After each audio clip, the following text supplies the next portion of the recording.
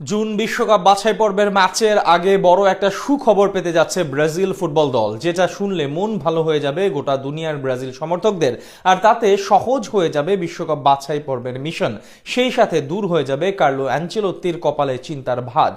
তাতে করে শক্তিশালী দল নিয়ে মাঠে নামতে পারবে সেলেসাওরা। জুনে বিশ্বকাপ বাছাই পর্বের আগে যে সুখবর মিলল ব্রাজিল দলে, তার সবটাই জেনে নেব প্রতিবেদনে। সাম্প্রতিক সময়ে নিজেদের ইতিহাসের সবচেয়ে বাজে সময় পার করছে সেলেসাওরা। এক সময় বিশ্ব ফুটবলের দাপট দেখানো দলটা এখন নিজেদের হারিয়ে খুঁজছে। দিনকে দিন যেন অধপতনের দিকে ধাবিত হচ্ছে দেশটির ফুটবল। পরিস্থিতি এমন পর্যায়ে এসে দাঁড়িয়েছে, এখনো বিশ্বকাপের টিকিট কনফার্ম করতে পারেনি 5 বারের বিশ্ব চ্যাম্পিয়নরা। তার উপর একের পর এক ইনজুরির সংখ্যা আরো বিপদে ফেলেছে দলকে। তবে এবার জুন উইন্ডোর আগে নেইমারকে নিয়ে দারুণ একটা সুখবর মিলেছে। সম্ভবত ব্রাজিল ইতিহাসের অন্যতম সেরা খেলোয়াড় নেইমার জুনিয়র ক্যারিয়ারের শেষ দিকে এসে এখনো বিশ্বকাপ না জিতলেও সাফল্যের পাল্লাটা খুব একটা মন্দ নয় ব্রাজিলিয়ান নাম্বার 10 এর। অভিষেকের পর থেকে এই ফুটবল বিশ্বে একটানা রাজত্ব করেছেন। ক্যারিয়ারের মাত্র 3 বছরের মাথায় ব্রাজিলকে জিতিয়েছেন ফিফা কনফেডারেশনস কাপের ট্রফি। ফাইনালে স্পেনের বিপক্ষে জোড়া গোল করেছিলেন এই ফুটবলার, সেই সাথে সর্বোচ্চ গোল করে হয়েছিলেন টুর্নামেন্টের সেরা খেলোয়াড়। এরপর দলের হয়ে একটানা পারফর্ম করেছেন, যদিও আর দেশের হয়ে কোনো শিরোপা জেতা হয়নি। ব্রাজিল ওই সময়ে কোপা আমেরিকা জিতলেও চোটের কারণে খেলতে পারেননি তিনি।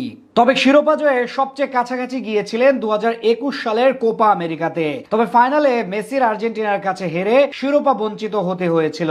তবে নেইমারের ক্যারিয়ারে সবচেয়ে বেশি ভুগিয়েছে ইনজুরি, যার শুরুটা হয়েছিল 2014 সালের বিশ্বকাপের কোয়ার্টার ফাইনালে কলম্বিয়ার বিপক্ষে। এরপর থেকে যেন ঠিকমতো আর মাঠেই ফিরতে পারেননি তিনি। 2018 সালের রাশিয়া বিশ্বকাপ কিংবা 2022 সালের কাতার বিশ্বকাপ, সব জায়গাতেই চোট ভুগিয়েছে নেইমারকে। সর্বশেষ বিশ্বকাপ বাছাই পর্বের ম্যাচেও চোটে পরে দলে ছিলেন না। তবে এবার তাকে নিয়ে বড় সুখবর আসতে যাচ্ছে। বর্তমানে তার ক্লাব সান্তোসের হয়ে অনুশীলনে ব্যস্ত এই ফুটবলার ইনজুরি কাটিয়ে অনেকটাই সুস্থ হয়ে উঠেছেন। সব ঠিক থাকলে আগামী বৃহস্পতিবার দলটির হয়ে মাঠে ফিরতে যাচ্ছেন। আর তাতেই বড় স্বস্তি ব্রাজিলিয়ান সমর্থকদের, কেননা দিন 2 সপ্তাহ পরই বিশ্বকাপ বাছাই পর্বের ম্যাচে খেলতে নামবে সেলেসাওরা। আর ওই ম্যাচ দিয়েই ব্রাজিল দলে প্রত্যাবর্তন করবে নেইমার। তিনি দলে ফিরলে স্বাভাবিকভাবে বেড়ে যাবে দলের শক্তিমত্তা, সেই সাথে আক্রমণ ভাগেও যোগ হবে বাড়তি মাত্রা।